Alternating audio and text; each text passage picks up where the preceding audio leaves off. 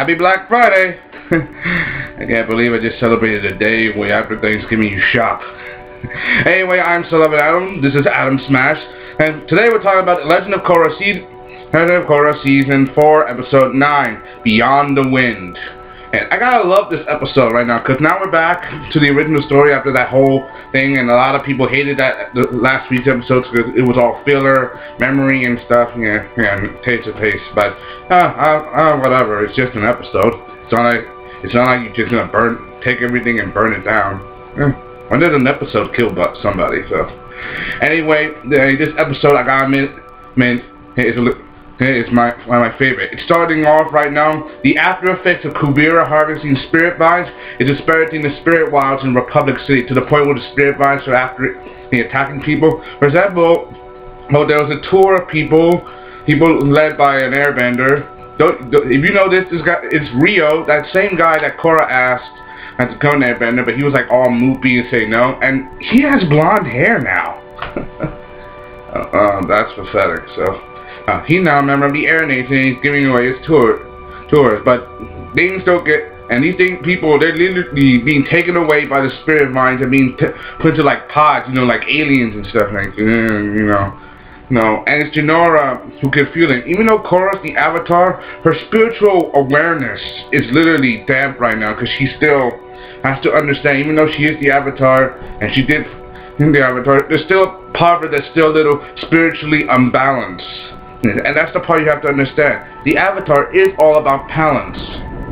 But if she can't find balance in the world, if she can't find balance in herself, to the point where she even goes to Raiko while the other world leaders having a meeting. You have Prince Wu, who's still, an indomitable twit, and we all know that he's.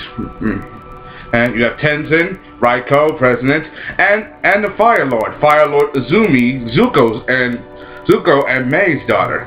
Finally, we got her name, Fire Lord Izumi. Kind of reminds me. Her face is Azula. Face kind of reminds me of Azula, and yeah. But she's there, and they're all going to talk about how to deal with the Kuvira situation. But after word of what's going on, especially now that Bolin and Barrick has now arrived in Republic City, and they now know about the super weapon that they're building using the spirit mines. Nice. However, things are a little bit malcontent. For example, Tenzin doesn't want to get involved in the attack because remember, airbenders made a vow of non-aggression when you join the Air Nation. That means they can't be involved in an unprovoked attack. They can't make a sneak attack move. And then again, there's Fire Lord Izumi with the Fire Nation's history of starting the 100-Year War. She doesn't want to get involved in an unprovoked attack. And even though Raiko wants this to happen, and Lin wants to do the same thing by taking back Zaofu and freeing her sister and her family. But the situation is being undone. They all agreed not to make a move until the threat has reached Republic City to a critical state. And then you have but now they're just trying to reestablish the borders, making sure that the city is safe. Now that Bolin is back, he's trying his best to reconnect with Opal, but Opal, with her disdain of what happened, her family was taken prisoner, her home was conquered, and the man that she cared about worked for the woman who did all that. So it's going to be hard for her to forgive Bolin and to expect it, especially giving him the cold shoulder and the brush off. And this whole episode, he tries his best to reconnect, and Opal doesn't set. With the situation as it is. Meanwhile, you have Korra, who's trying to bring back the others. They find the pods, they find these spirit vines being contained. She tries her best, but it doesn't seem. She even tries to enter the spirit world, to the point where she's still haunted by the memory of what Zahir and the others did to her. But there's only one way for her to do that. She comes with the theory: in order to come to clean, she has to go face to face with the person who did this. She went straight to Zahir, who's imprisoned in an underground prison underneath the city. Yet after 3 years' time, he still can do the floaty thing. He can still float. The ancient airbender flight of Guru Lahima, who discovered the secret of weightlessness by letting go of his early tether.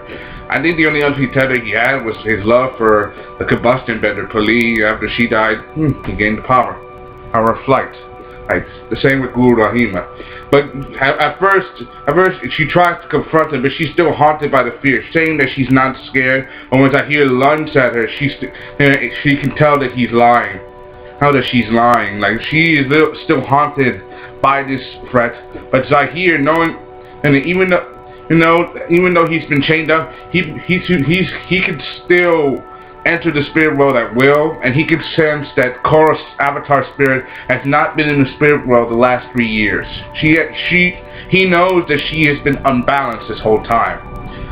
She went there to confront him to get over here, to confront the man who ruined her, poisoned her, tried to kill her, and kill the Earth Queen, and caused Kuvira, this violent dictator, to take control. And remember, it was his dream, the Red Lotus, is to pay order to chaos. But instead, he just created chaos only for the Earth Kingdom to fight against Last Out. Basically, Zahir just made things worse. Yes, he wanted chaos. He did it. But instead, he made a leader. He created what he despised. He created a power-hungry leader that he despised. He killed one, and now he created a new one in his place. One that's even more sound and perverse and worse than the last the great leader, the Earth Queen, even though she was a bit of a nut. I think with the Earth Queen in charge back then, things were stable, but now that she's gone, but so basically, because of what Zahir basically he helped Korra, but only because he knows that he failed in what he was doing. So he has nothing left to lose. So basically, he even helped Korra go into the spirit world, even though she couldn't trust him. But she did it anyway. She had no other choice, and so does he. They both enter, and with Zahir as her guide, she still feels the memory of what happened, but she lets it play out all the way to the end. She feels like she wants to fight back against it, but she has to learn to accept it, and she does, to the point where she enters the spirit world and reconnects with Rava. Rava meaning the spirit of light. Now, apparently she's always been inside her, just dormant after the past 3 years. She has to reconnect with her spiritual self, and she has. She now feels complete enough to feel like her old self. But the thing isn't enough. Now, I mean, she does rescue the others, but it still needs to be said, is she stable enough? She feels a little bit like her old self, but just because she feels it doesn't mean that she actually doesn't know it. Right. There's still a lot to be handled. Meanwhile, you have Bolin meeting with Opal, saying that they're going off with Sue. Even though Opal still gave Bolin the gold shirt, he still wants to fight for. He still wants her back. He still wants to fight for the girl he cares about. Knowing that what happened, it happened. Even though Bolin worked for her, she knows that he wasn't the one who captured her mom. It was all Kuvira, and that's why she asked him for a favor to come on a secret mission with her. So basically, she's gonna help out, and that's it. And basically, you have the episode where Korra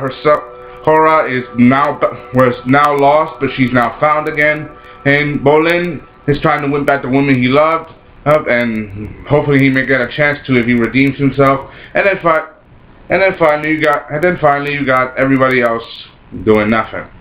And FYI, Varric and Asami are working together again to stop Kuria's spiritual weapon, and if they have to. After all, it was Varric who helped build it. So basically, hope you enjoyed us watching. That's all I gotta say. And with all these elements into play, we're in for one epic fight. Even though the season finale is just a couple more weeks away, we're in for one epic fight. And now that Korra feels like he has her mojo back and everything trying to play out this way. So basically, we're in for one fall. We're in for one big fight. Hope you enjoyed this fight. Comment, subscribe. Thank you. Signing off.